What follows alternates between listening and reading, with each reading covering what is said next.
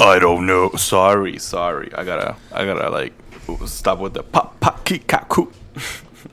Boom bop, boom bop, boom bop, bam. Oh gosh. No. Were you recording that? Yes. Yeah. Hello, friends. This is David White, and you are listening to Misconceptions, the Maple Valley Chronicles.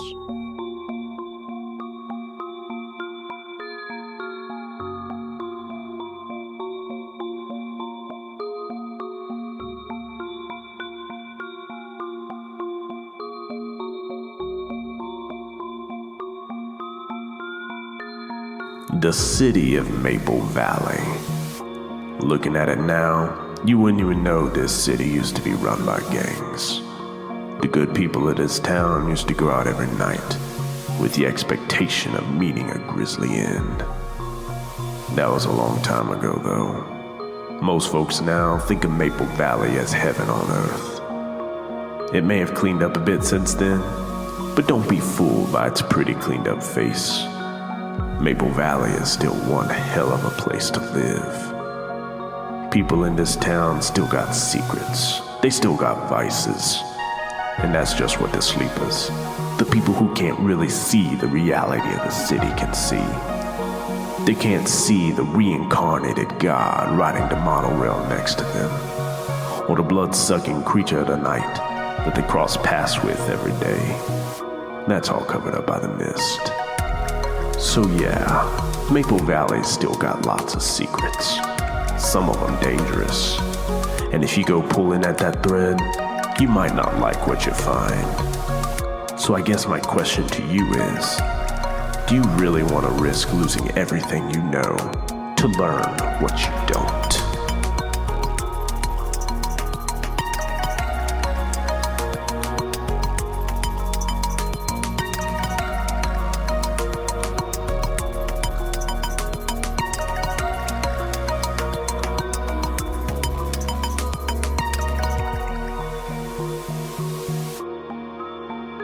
Previously on Misconceptions Maple Valley, the book club Conspiracists were investigating the Church of Second Life. And last time, they actually found some pretty significant clues. Dante, following a clue he had discovered earlier about some missing funds of the church, found a plot of land outside of the city, which apparently had been bought by Caspian Marin for the same amount of this missing funds from the church, and had been called the Absolute Refuge for Convalescence, or its acronym, ARC, A-R-C. Very interesting clue for Dante. Meanwhile, Everett was wanting to discover some more things about her mother, specifically her relationship to Caspian Marin and the Church of Second Life, went to talk to her dad, William, and discovered that Everett's mom, Elizabeth, had some sort of very personal connection with Caspian. And after Everett was born, Elizabeth Bundt met with Caspian Marin quite a few times, although William, respecting his wife's privacy, never asked, never pried, never tried to figure out what those meetings were about, so all Everett knows is that these meetings happened. Their contents, or what was discussed, is still unknown. And also unknown to Everett is the location of the next Easter egg that holds some sort of clue about her mythos and her family's legacy. Meanwhile, Ada was doing some digging, went back to the home of Marilyn Graves, the son of Wyatt Graves, who the team had just fought for the possession of against Harry Holmes, the deacon of grounds at the Church of Second Life. That fight ended up with the three of them getting their ass handed to them, and Wyatt being secreted away to somewhere. But Ada went to ask some more questions to figure out some more about Wyatt's relationship with the church, and really found out that Wyatt's life seemed to be better with the church, even if Marilyn was a little bit mistrusting of the church. Well, when Ada returned to her shop, she saw a protest of Church of Second Life members arranged outside her business, protesting, chanting, driving business away from her small independent bookstore much to Ada's chagrin. Because the Church of Second Life, or rather Caspian Marin and Harry Holmes at least, now know the identity of these 3 conspiratorialists and know that they're prying into the church and getting a little rough with them at times. And so these protesters has been sent to Ada's business to try to hurt her financially. And after a week of protests, the door of the kindled nook opened, and Caspian Marin walked in and sat down on the familiar armchair of Reginald and said, "Ada, it is time that we had a heart-to-heart." Ada, how do you respond? Don't you feel like it's a little late for that? Ada, I am here to talk about you. I have to admit, Ada, I'm a little confused, but not so much confused as I am disappointed. Well, are you confused or are you disappointed? Which is it? I can understand your other 2 compatriots. They have not been to the events, they have not been to the Bible studies, but you have. And Scott has told me of the thought-provoking questions, your interest in these meetings. And I, for one, had thought that you were interested in our organization, our faith. And then you ran me out and sent all of your little precious followers to boycott my place of business and try to ruin my livelihood. Sins have consequences, Ada. And what sin have I committed? I asked questions. Are we not allowed to ask questions anymore? You have attacked twice. I have attacked nothing. You have attacked. Or you have been involved in attacks. Oh, I'm sorry. Is questioning now attacking? Deacons. You mean one of your church bouncers? One of Harry's jobs is protecting our flock. That is his by duty attacking as a people deacon. outside of the flock, correct? I do not think he's attacked anyone outside of this flock. He quite literally has attacked. He was ambushed in my basement. No. By you and yours. No. He went to go find a missing youth connected to our congregation. Who was hiding out from y'all because y'all are terrorizing him. And found the 3 of you. You know what? I think it's time for you to go. I think our heart-to-heart is over for now. Next time we want to have a heart-to-heart, it'll be on my terms, and I will come to you. So, if you would please leave my place of business now. He nods. I had expected more from you, Ada. Get out. He stands up, starts walking towards the door.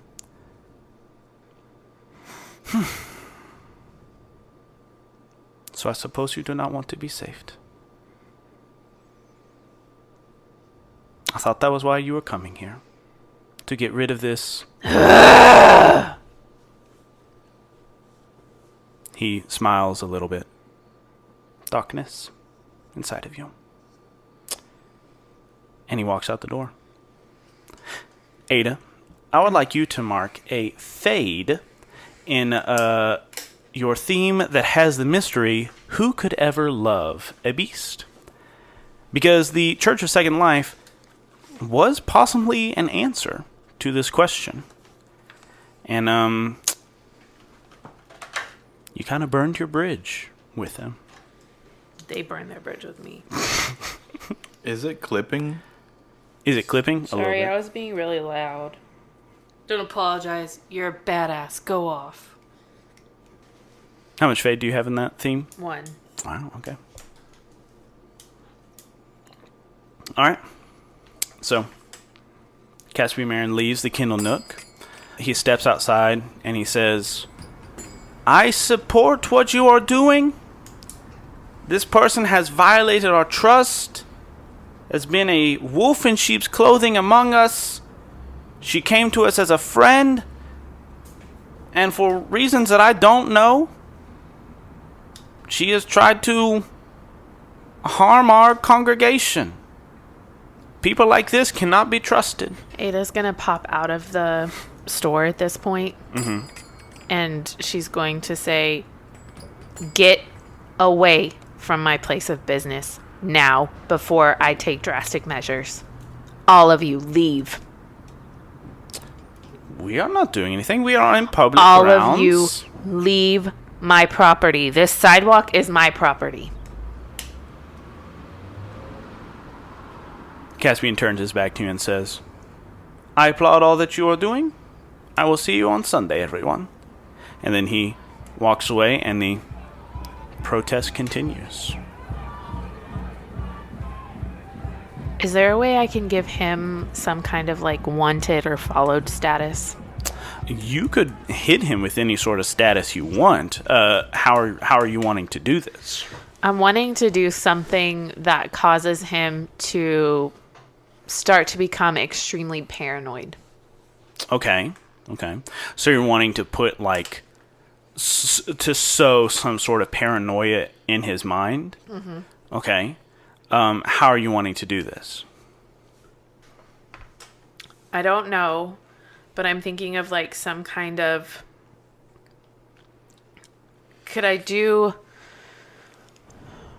I'm thinking maybe like doing a flashback and I like slipped something into his pocket or some kind of threatening note or something that I slipped to him. When? During our interaction. Okay. So you want to do a flashback. Some sort of... Describe an action carried out by your character in the past and make a move for that action. The outcome of the move affects the current scene. Describe events from your character's backstory. No, this wouldn't be for a backstory. So this would be describe an action carried out by your character in the past and make a move for that action. The outcome of the move affects the current scene. Yeah, I'm trying to decide if this would be a sneak around to slip something into his pocket or if we should just go ahead and do a convince roll. Yeah, go ahead and roll a convince. And I will let you know that Caspian Marin has a... Oh, where is it at?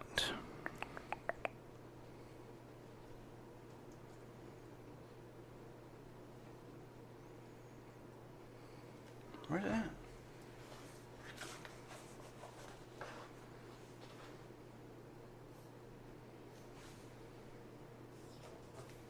Oh, he has a Righteous Certainty 3 status. So you will be taking a -3 to this roll. I would like to use my rage and ruthlessly terrifying. Okay. I think, aren't both of those connected to your mythos? No, my rage is connected to my logos. Okay. Defining event. And my ruthlessly terrifying is connected to mythos. Okay, well, not the ruthlessly terrifying then, but definitely your rage. Do I still have a point for the teen magazine? I'm just kidding. No. Teens are ruthless, man. 10. Wow, a 10. With the -3? No. So a 7. Okay, well, that's still a success. So, let's see. You're going to influence someone. Okay, so he's going to need something more. Something more to kind of scare him, to sow this little piece of doubt in it. What could you provide? What are you slipping to him that would be enough to shake him, to make him panic, quiver in his boots, as it were? So I'm wanting the letter to say something about clearly this battle that you've waged against the sin of Maple Valley is beginning to take its toll on you. And I can already start to see the evil that's beginning to bleed through. And I intend to continue to unravel the goodness that you have wrapped around your true person. Okay. So you scratch out. We see you scratching out this note, like your back is turned to Caspian as he's kind of talking, and then you turn around, start ushering him towards the door, like put your hand on his chest, like push him out or something like that, and you like slip it into his pocket or something like that. Right. And then we flash forward to him walking past the protesters, and then he kind of gets to the street corner and sees it sticking out of his breast pocket, kind of pulls it out, unfolds it, looks at it, and then his eyes kind of arch for a second. He folds it back up, puts it in his pocket, and keeps walking. Is there a world, this is a long shot, I'm going to throw it out there, that the particular pen that I used is a pen that has a personality or has a persona, as it were, in the shop after dark, and thus the ink has some sort of power that would allow me to not have a camera on him, but like, I don't know, some way to like eavesdrop in a, like, I don't know. I'm just throwing it out there. I would say this would be a whole new level of your abilities and powers, because truly we haven't seen any of your animated objects work outside of your building. I guess except for the door knocker, but the door knocker is like attached to the building. So I would say you could definitely roll a stop holding back, because there could be a world where such a thing exists, where there is some connection between the ink of the pen and the pen itself. And even like the paper, because like if I like tore it out of one of the journals. Sure, yeah. Yeah. Let's go ahead and roll a stop holding back. I think this would be a significant effect on the story, because you would effectively be able to kind of listen in and spy on Caspian as long as he has this note, which could be a great boon to you and your allies.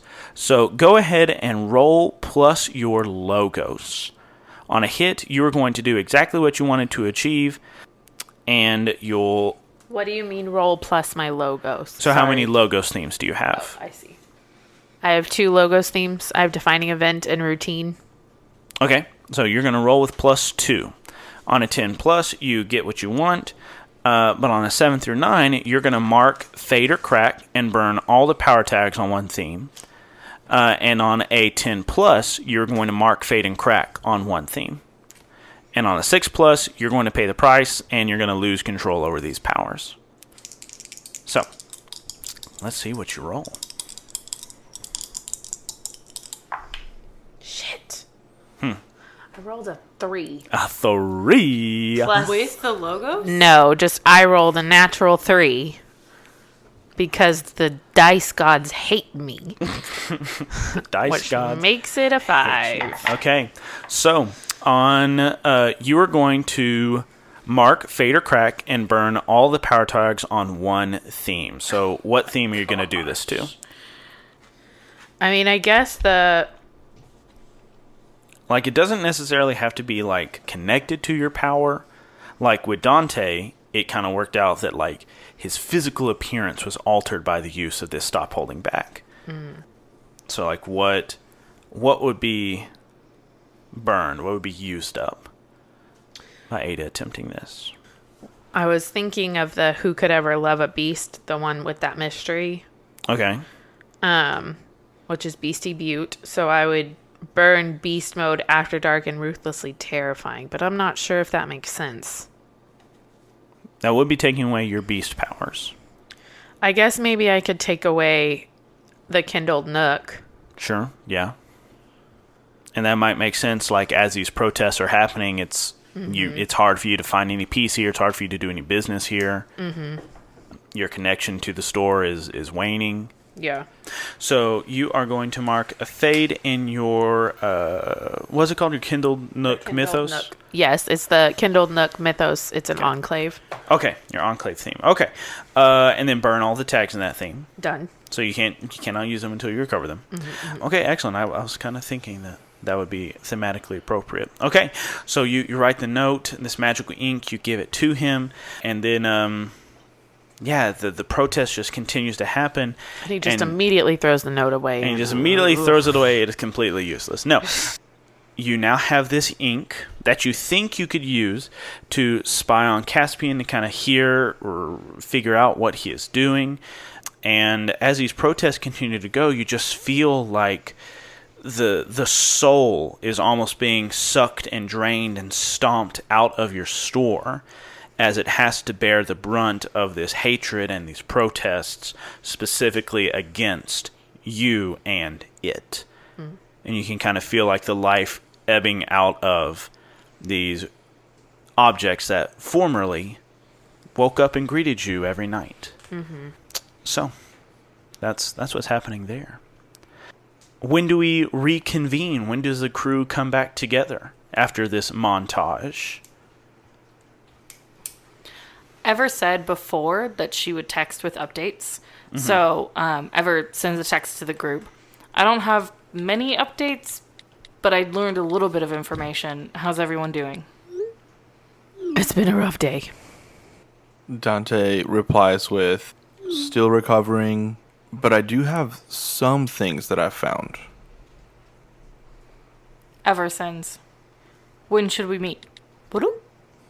I'm at the bookstore now. Can we go to the bookstore?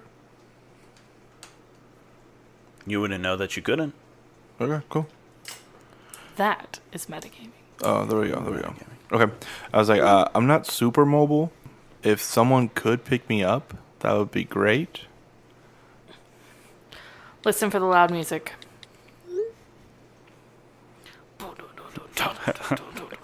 Can do.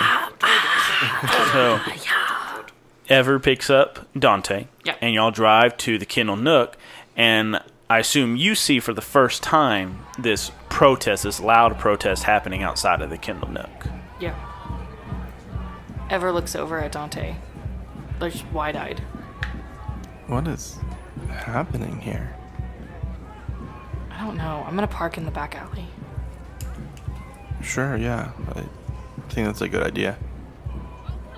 Is there a back door to the Kindle Nook? Yes. Yeah. Okay. Ever's gonna knock on the back door. Ada opens it immediately. Ada, what is going on? Just Caspian and his damn goons.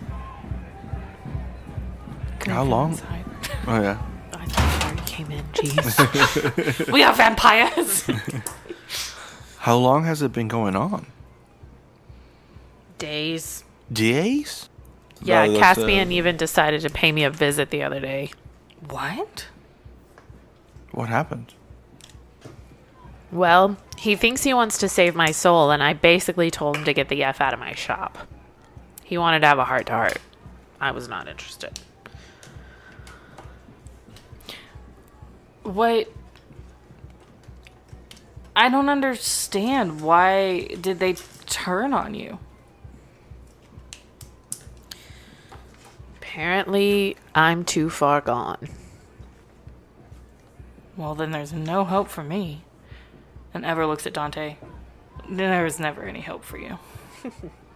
Hurtful. But true. When has the sun gone down yet?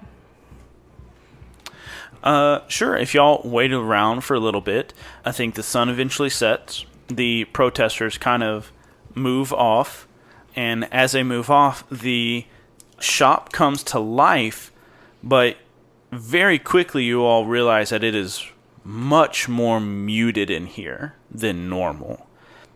You see the little tiny desk bell kind of rings weakly and says, Hi everyone. Welcome to the Kindle Nook. Ada, what's going on? They're killing my shop. That's what's going on. You are Ada Beast now. They're killing my shop. That's what's going on. Oh, God! You turn around to Belle. You turn and look at Belle.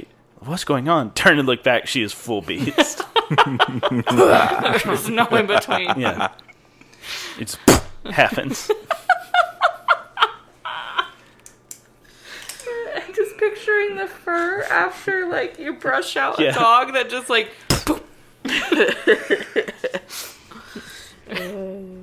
Everett jumps. Ah! Oh, hi. Sorry.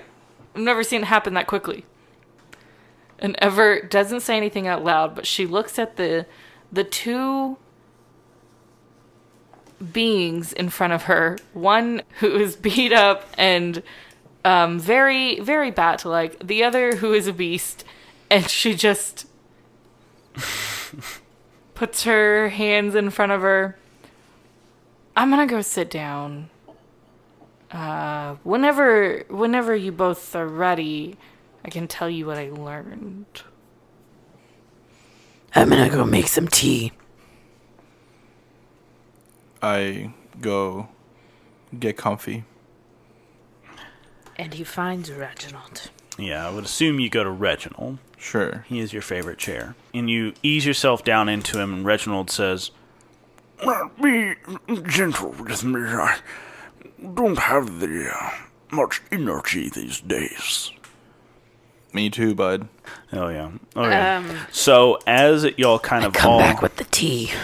Yeah, as y'all are all kind of reconvening, you have these different clues, these different leads. You have the arc that Dante discovered. You have the connections that Elizabeth had with Caspian. You have the points you found out about Marilyn, Ada. So keep all that in mind. And I guess I was trying to summarize all this so we don't get stuck kind of summarizing that information all again, and instead just kind of move the story forward. So you present this information that you've found out to everybody. What kind of questions, what comments do y'all have as this information is coming out? What kind of direction do y'all go in? Can we do quick sound bites of, like, I don't know, absolute refuge for Yeah, sure, go ahead. Well, that's my first sound bite. Yeah. So, turns out they have this whole secret compound called the Absolute Refuge for Convalescents. Convalescence. Absolute refuge for convalescents? Some deacon was meeting with him at school. Ada Beast. Fuck. There was a deacon that met with him at school. Some of the kids. Met with him at school. Sorry. It's okay. I'd forgotten about that. That was a good point that I had forgotten to written down. Apparently, my mom went to Caspian Marin for comfort, and my dad supported her privacy. Your dad supported her privacy. Oh, wait. Your dad supported her privacy? He was clearly not a conspiracy theorist. Or he was lying to you. I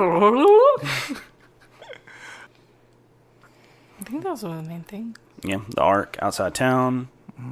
Mom met with Caspian, and then some deacon is like heading up the kids' School ministry. The school ministry, yeah. And she said, a deacon with a weird name. A deacon with a weird name. Is it the financial one? Is it one we've heard of before? I didn't get his name because Mom didn't know it. Oh, I thought you didn't. Okay, I see. So it's probably Yararu, or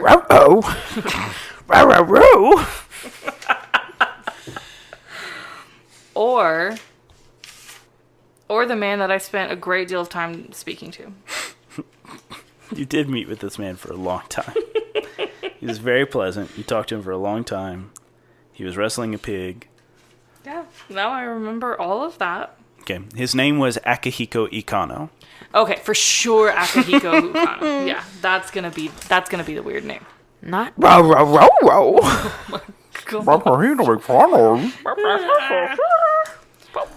Okay, where do we go first? What's our priority? I think we need to get a look at that compound. But your shop is kind of dying, Ada. Are you sure? We've got to get to the bottom of all this church shit. Sure. Do we have any binoculars or anything we can take? Yeah, actually. I have the ones that can fold up small enough to fit inside an Easter egg. Those do exist. I know. They just don't work great, but it's fine. No, but I'm sure we could buy some binoculars. That wouldn't be hard to get them from a local bookstore. We should probably have a magnifying glass, not binoculars. Yeah, I don't sell binoculars. So are y'all wanting to gear up before you Yeah. head out? I don't want to be there and then not have binoculars. Okay.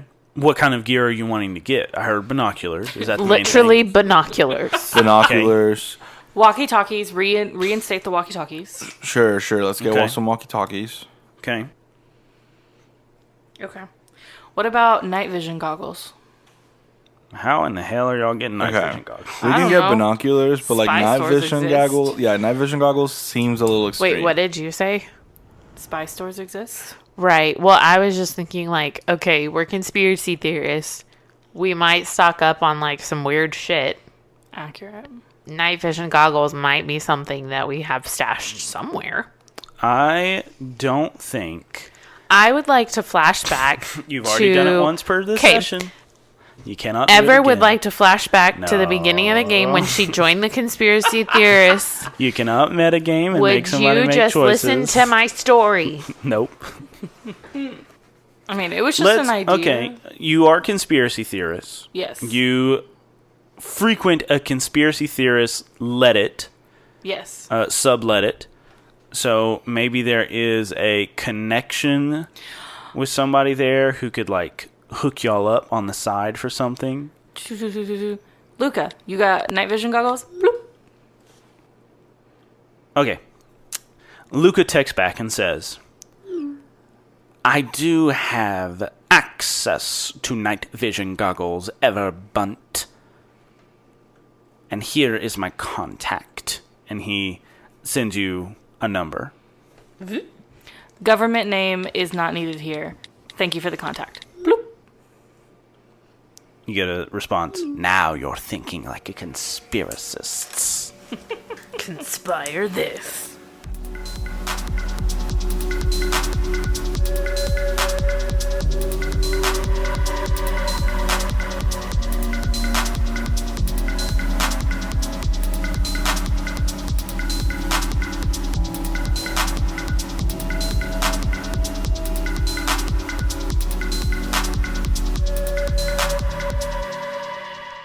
Hello, friends, and welcome to the mid-roll section of episode 19 of Maple Valley Chronicles. I'm your host, David White, and this episode is coming out a little bit later than normal. Usually, I have episodes ready to go at 12 a.m. on the Monday that they come out, but as I'm recording this, it is now 8:21 a.m., and the reason for that is because we went to a children's art and literature festival this weekend. It was fantastic. It was Thursday, Friday, and Saturday, and it was a great time that was focused on, on art and reading and the joys of reading. And I was so happy that we went to that. We took our sons to that, and it was a great time, wonderful opportunity that we have to go do that. And it's important to read. I hope that you're all reading books. I hope that you're finding books to read, and I hope that you're encouraging other people to read, especially little people, children, kids. Anyways, I say all that to say, I was so dog tired, dudes. I was so tired. It was at our local downtown area. I was walking up and down, pushing a stroller everywhere. They had a ferry service. They had a bus. The bus did not have a way for me to get a baby stroller on there, which is fine. I'm trying to be healthy, trying to get my steps in this summer. But that just meant I had to push a baby literally everywhere around downtown. So I was super duper tired. And last night I remembered, oh shoot, I haven't done show notes for the new episode. And I was like, I'll do it in the morning. So it's the morning and I'm doing it right now. So let's get to some show notes. Let's update you on what's going on with our podcast network. That's right, we're a podcast network, and a podcast network usually has more than one show, right? We used to have another show, Sins of the Father, a great actual play with great characters, a great cast, a great dungeon master, Jackson Chandler. It was a D&D podcast focused on these kids that were trying to find their missing fathers. It was heartfelt. It was wonderful. It was this great coming-of-age story. If you haven't listened to Sins of the Father yet, and you like the Misconceptions Podcast Network, you like our kind of focus on storytelling and characters, I highly recommend Sins of the Father. You can go find it. Sins of the Father, D&D 5e podcast. It's on YouTube. It's on the podcasting services. I would highly recommend you go listen to it. I love that show. But Sins of the Father isn't currently going on anymore. We have season 1, and that was kind of it. But we have a super secret second show that has started production. And no, this is not our side quest for Maple Valley Chronicles. We have a side quest that is going to release after Maple Valley Chronicles Season 1 wraps up to kind of give us room to record and produce Season 2. But this is separate and apart from that. This is a whole new show with a whole new cast, a whole new premise, and a whole new RPG system. But I'm not going to tell you anything about it yet. But we have started recording. We have our official recorded audio in there. We are currently editing, getting all that stuff ready. And I'll say this, if you want to listen to this show before anybody else, you need to go to our Patreon and you need to give $5 a month. It really helps out our network. It helps out our podcast. And one, you'll get to listen to the side quest, Legends in the Misty Mountains. That's going to release after Maple Valley Chronicles Season 1 is done. But also, you'll be able to listen to this super secret show before anybody else. What is this super secret show? I'm not telling you anything. You'll have to find out by becoming a patron. Also, along with that, the cast that we have assembled for this new super secret show. Ooh, I almost said it. You're sneaky. I see what you're trying to do. You're trying to get me to say the name of the show. I'm not going to do it. I'm not going to tell you anything about it. But I will say the cast that we've assembled for this show is super talented. Amazing role players. They are, dare I say, bigger names than us, than Tessa, Gian, David, and Kari. But we have a great cast. I'm super excited to be recording with them. And they graciously, the cast was like, hey, it's okay if you can't pay us for the episodes that we record, but when we're done recording or whenever you hit that mark on Patreon, we would love to get reimbursed. And I was like, that's perfect. That's great. That is fantastic news, my dogs, my dudes.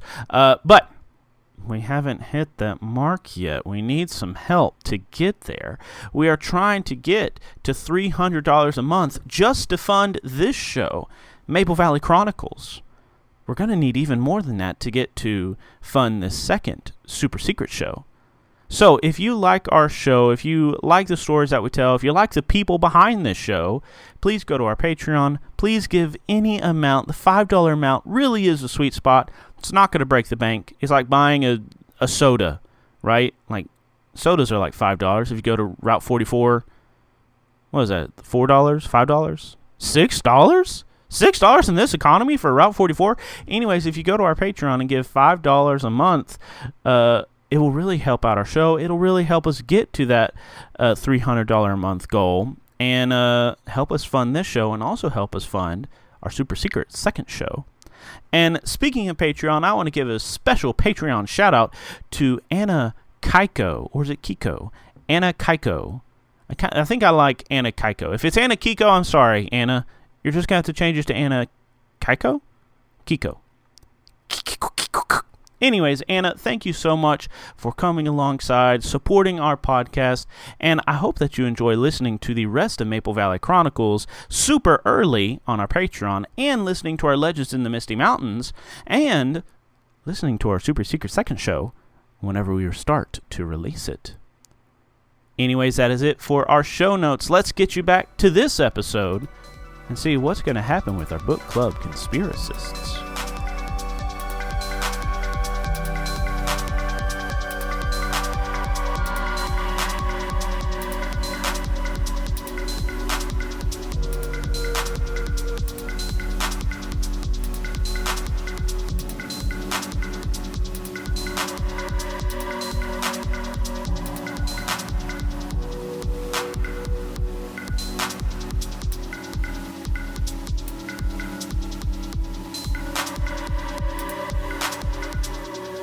So you text this person, you meet up with them in a dark back alley, of course. And you see that there is a black sedan kind of backed up into this alleyway. And you see a person with a dark trench coat, a wide-brimmed hat, and kind of these blood-red spectacles underneath their hat. But as you approach, they are smoking a cigarette, and they kind of flick it against the wall, and it sparks as it hits. And you hear this raspy voice come out to welcome you. Are you needing some supplies? Yes, sir, we are. Excellent. All of my supplies come with a cost. Can you pay that cost? Name your price. Name your item. Night vision goggles. Ever whispers to Dante. We need some night vision goggles. And binoculars. And if we could throw in some binoculars, too. Sure, I have some night vision goggles. And he reaches with his hand and pulls up the trunk of his car. And you kind of see like this red glow emanate from inside the trunk as like this almost fog or mist kind of spills out over the trunk into the alleyway. And pulls out a pair of military-grade goggles.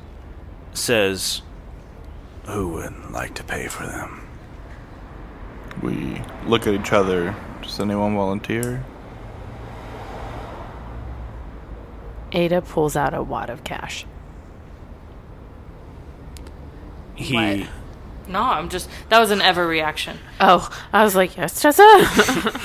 he smiles devilishly and he says, No, I'm not interested in your cash. You can have these goggles, but as long as you have them, I also have use of your eyes. Do we have a deal?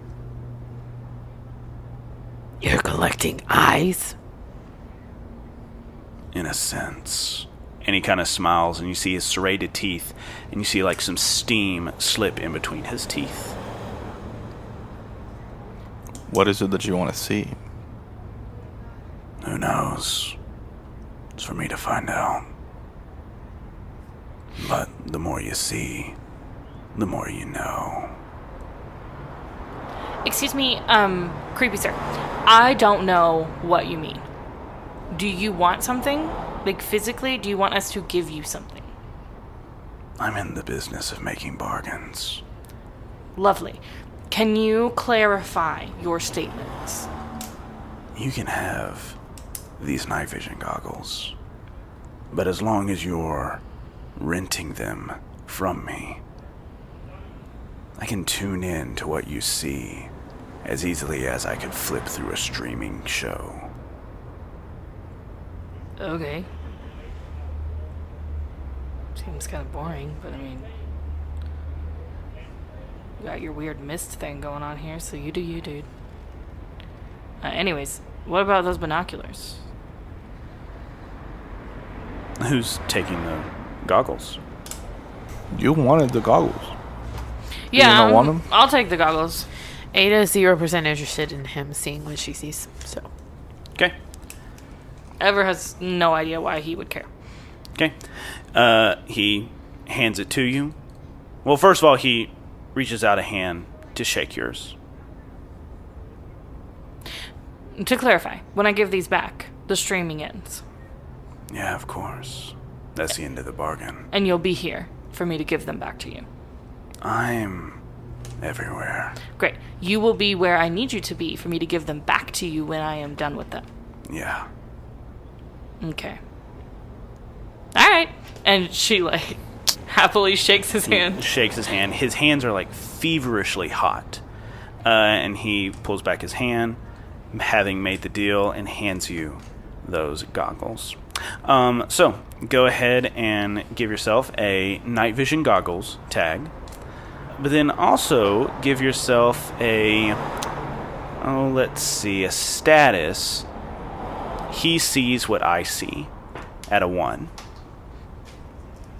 He reaches in to his trunk once again and pulls out some binoculars. And he says, Now you mentioned something about binoculars. What's the price of those? The deal with these is you can have these, but before you return them, I need you to find something for me. I'm listening. I lost something. A musical instrument. A harp. Haven't been able to find it in a long time either. You find that harp, let me know where it is. And that'll be the payment for this. Seems a little steep for binoculars. I just want you to find something for me. Look, dude, finding is my favorite game. And losing. But then finding. We'll be fine. Sure. he holds out his hand. I go to shake it, and then I go like, ha, too slow. No, I'm kidding. Shake his hand. Okay, you shake your hand. Again, feverishly warm. He pulls his hand back, gives you the binoculars, and he looks at you, Ada. Looks like you could use a couple somethings. Interested in anything? Not from you. Very smart. And he grabs his hood and shuts it behind him, the mist kind of dissipating in a puffy cloud. And he says, Pleasure doing business with you. and as he turns, you could almost see underneath his trailing trench coat a red flicking tail as he gets into his sedan and drives away.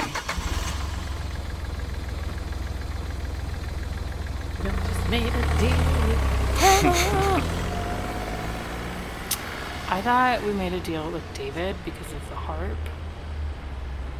Did David play the harp? Not Oh, that not this David. Okay. He played a sacred chord. Yeah. It No, but- goes like this, the fourth, the fifth, and the minor call, the major M, it's a cold and it's a broken, you dealt with the So- devil. So many verses were combined. Yeah. So this just turned into Cuphead. Ooh, Oh, yeah. Yeah, so go ahead and give yourself binoculars. Give yourself a status of need to find the harp at a 1. Sounds good. Hell yeah. Okay, so y'all are going up to the absolute refuge for convalescence. Before this becomes a problem, are these binoculars non-reflective? Sure, if you did a deal with the devil to get these binoculars, they are non-reflective. Okay, just making sure before I stumble and I like argue my case. I don't know what's gonna happen. Yeah. Okay. Using the plans and permits that Dante found, you kind of take a short hike through the woods, up the north side of Maple Valley, through these thick trees, thick ferns, and eventually you get to this barbed wire fence with coiling, barbed wire kind of coiling along the top of it to keep anybody out. And you see on the other side of this barbed wire, you see that the area has kind of been cleared away. Like there are no trees within a certain distance of this barbed wire to prevent people from climbing over and jumping. But yeah, you see it's kind of cleared out and thinned, and almost through some of these trees, you can kind of make out some lights, but they're far in the distance and hard to make out. What do y'all do? You said this is an electrified fence. You see that there is like a triangular sign with a shock warning hanging on this barbed wire fence. I'd just like to point out that triangular signs were not yet invented at the time of this. No listener is going to understand this joke. It's okay. So what are y'all doing? Can we see, like, is there anything lit up? What do you mean? Like, I mentioned that there were some lights. You could vaguely make out lights through the limbs and trunks of trees in the distance on the other side of this fence. But there's no, like, spotlights or searchlights or anything like that. Is there any sign of life? You hear some distant crickets, the calls of distant birds. Oh, no. I guess I just want to go around the perimeter, see if there's any, like, spots in the fence that are, like, already messed up. Dug under or anything like that. Sure, yeah. Y'all do a sweep of the perimeter. I don't think you find any part of the fence that has been rolled up or cut or anything like that. You do find a dirt road that took a winding path up the hill to get here. And you see that there is a guard station there that is manned and does have lights. But that is the only interesting feature of notice in this fence. And is the guard wearing a uniform? I think they are, but it's not like a uniform you would recognize. A gray shirt with some sort of beret or gray hat and a black pants. I still have my glasses with the nose and mustache, right? We did not roll for that or establish that in any way. So, yes, you can have it, but it will not be applied to any sort of roll mechanically. What's the point then? You could flash back to say that you got this. No. I don't know what the best approach is. Because, like, my first thing is always to, like, attack. I have a busted up 3. So I can't be doing any maneuvering. How tall is this fence? Maybe 8-9 feet tall. I can jump that. You sure could. Now You got the someone's thinking with vertical. portals. I would like to try to jump the fence, please. I think for Everett Bundt, this is a simple feat. And you just hop right over the fence. Awesome. Can I see anywhere that's like the off button for the electric fence? Yes, she looks to the right, and there you go. And big. There it is. You could sneak around and try to find it. You could fuck around and find out. That feels like a lot of time. I mean, do we all have to go? Well, I guess you just jumped in. We didn't make a plan. Nope. But it's a fence. I can talk to you through the fence. Okay. We also have walkie-talkies. So, You're across. I'm literally right here. okay. You're in. What's the plan? I don't function on plans. But I think I'll probably just head towards that building. See what happens. Sounds terrifying. Feels like a bad idea. Yeah, I will be watching with my binoculars. Great. Feels so safe. I can also not watch with my binoculars. No, watch with your binoculars. Oh, then Everett just starts like kind of like walk jogging over and like just like randomly like ducking because there's like no lights or anything moving around yet. So she's just like, I'll duck here. But it's open field. Yeah. Go ahead and roll a sneak around. Yeah, I was afraid you were going to do that. 2d6 plus what? 2d6 plus place to hide. Okay. And Dante, if you wanted to use a help point Yes. on her, you have those binoculars. You can go ahead and use one of those help points. Go ahead and mark it down by 1 to give Ever a +1 on yes, this roll. I am looking around to make sure that you are not seen or there isn't anything scary approaching. Okay. +2.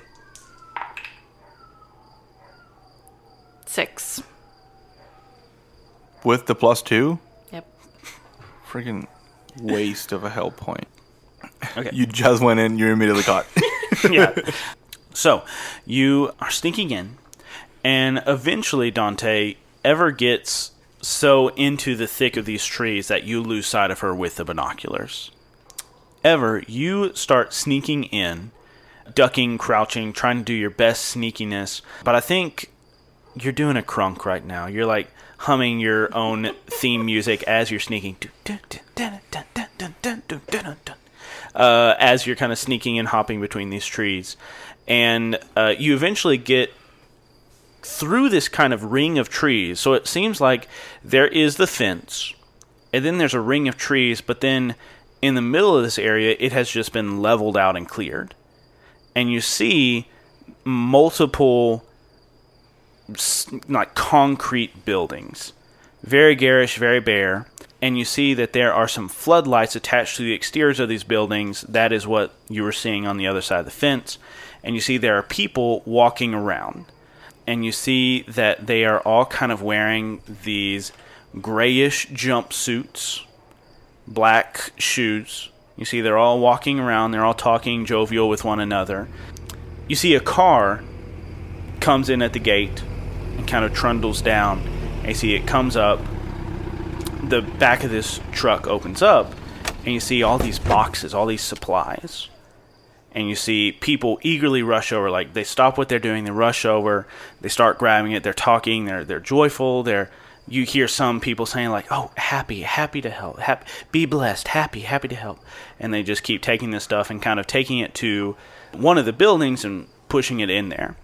As you're watching all of this, you see Caspian Marin come out of one of these buildings. And Harry Holmes is right behind him. And also right behind him is Yara Rue. And Caspian Marin says, God bless you all for the work you are doing. You are doing the Lord's work, every single one of you. And, Harry is kind of just looking, scanning, his arms crossed. Yara has some sort of pad in her hand and is typing in calculations, kind of looking at everything. She starts talking to Caspian, but you don't hear what they're saying as you see Wyatt Graves kind of walking and grabbing one of these boxes and handing it to the person next to him, making an assembly line of these supplies into the building. And Wyatt looks up and sees you perfectly framed between two trees and a bush. What do you do? Am I in the light? Not yet. He just sees you directly across from him. How far away is the line from me? And would I have to cross in front of Caspian Marin and them to get to it? I think you're at the end point of the trees. Past this end point is just flat land and these buildings with floodlights all around. I would say you are about 50 yards away from Wyatt. Okay. Ever just shakes her head and puts her finger over her mouth and, backs up just slightly into the trees. Okay. You back up slightly into the trees. And as you kind of turn, you hear Wyatt's voice call out, "Someone's here! In the trees, I saw her! Someone's here!" And you hear Caspian's voice, "Do not worry, everyone inside, we are safe. Harry, see to it." And you hear Harry shout out, "Let out the dogs, the dogs!" And you hear the baying of dogs coming from in the distance. Ever, what do you do? I start sprinting and jump to the tallest tree I can find. Okay. Go ahead and roll. Let's roll a take the risk to try to beat these dogs to the fence. To be clear also, as I am running, I am spider monkeying this. Yeah. Hang on. Spider monkey. Right. So I am jumping in each tree to get a little bit higher so that I'm a little bit above the dogs. Okay. They have an alert 1 status. Got it. So subtract that from your roll. Okay. What could you add to this roll? Stick with me. Okay. It's always what I want to hear. I would like to add walkie-talkie. Okay. Because as I'm jumping, I'm gonna like, shunk. They saw me. Cause a diversion. Okay. So I would like to add that. That one's a bit of a stretch, I see. I would like to add not where you thought I'd be. Okay. Arguably bunny hop and six the landing, but I don't think you'll let me add all three. Okay. I like bunny hop. I like sticks and landing. And I like not where you thought I'd be. So you can roll with a +3, but I don't like the walkie-talkie to help you run away from the dogs. Okay. So you're rolling with a +2. Okay. Come on, dice. I got a 7. A 7. Okay. So I'm going to take the risk on a 7 through 9. Things will get messy. I want to say that you are going to leave something behind in order to escape these dogs, or they're going to catch you and you keep all your stuff. So what do you have? You have a walkie-talkie, you have these night vision goggles that have some sort of devilish bargain to them. Which one do you drop as you're running from these dogs? Night vision goggles. Okay, you drop those night vision goggles. And remember, as long as you have not returned those night vision goggles, the man that you met with in the alley will be able to see through your eyes. My eyes? Yes. That is not what I understood. See, hang on. Your status, he sees what I see? I thought it was only when I had the night vision goggles on. Oh, no. Oh, no. Okay. I dropped the walkie-talkie for sure. Okay. Well, go ahead and burn walkie-talkie. Okay. As you drop it and leave it behind you. But you are booking it, jumping from tree to tree, climbing quicker, higher and higher. Everett, you go to jump over this fence and you leap over it. Dante and Ada, what have you been doing as Everett has gone on this little espionage mission? Ada pulled out a bag of popcorn and is... No, just kidding. Nice. I think Ada is just like frantically like, Hey, can you see her? Do you see her? Where's she at?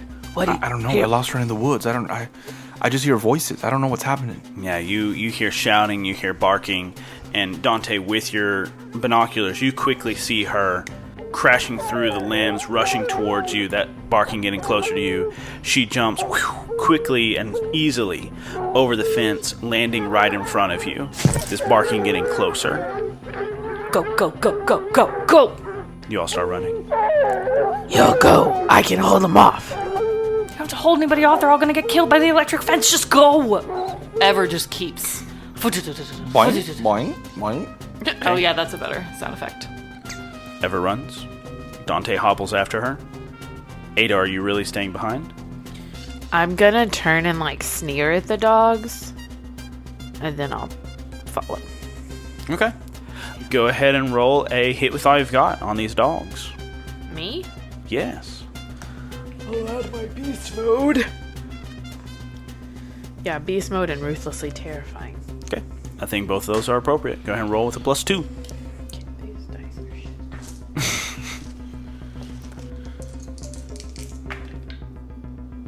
10. 10 plus. So you're going to hit them with a tier 2 status. You can take cover or secure a superior position. You can get them good or get many of them. You can control the collateral damage. You can hold the target's attention, or you can gain the upper hand and take 1 juice. What do you want to do? I want to get many of them. Okay. So you want to give more than just the dog scared. Mm-hmm. Okay. So these dogs come breaking through the tree line. They're rushing up towards a fence. And as they rush up towards a fence, they see this huge, imposing Ada beast on the other side. Your heckles raise, you flex your claws, you open your mouth and roar, letting out this terrifying screech. The dogs whimper and, with tails tucked between their legs, go running away. But as they turn and rush past, Harry also breaks through, and he sees this immense display of ferocity and furiousness, and he also takes a scared 2 status. He kind of stumbles for a second, seeing this beast that might be as scary, if not scarier, than he is. And he kind of comes to a stop on the other side of this fence, As Ada, you turn and rush off into the night after your companions. You see the three of you quickly making your way through the forest, rushing down into the valley again. And I think that is where we will end this episode. End of episode. Thanks for listening to this week's episode of Maple Valley Chronicles. We'll be back with our next episode on July 6th. Are you on Blue Sky? Well, so are we. You can find us on Blue Sky at misconceptionspod.bsky.social. We also have an email. If you would like to contact us that way, you can email us at misconceptionspod@gmail.com. This show is fully supported by the generous monthly donations of our patrons on Patreon. If you would like to join that elite group of supporters and gain access to exclusive content, please consider joining our Patreon. The Misconceptions theme song and mid-roll song were both composed by Aaron Wharton. You can find out more about his music on www.aaronwharton.com. All other music used in this episode was composed by Christopher Thomas Richardson. You can find out more about his music at www.instagram.com/Christopher Thomas Richardson. Ada Belle was played by Kari White. Professor Dante Nyx was played by Gian Ortiz. Everett Bundt was played by Tessa Wolford. And I'm David White, your master of ceremonies. The role-playing game system used in this production was City of Mist, an RPG published by Son of Oak and created by Amit Moshe. And that's it for this week's episode of Misconceptions. Thanks for listening, and don't forget to keep it nerdy, y'all.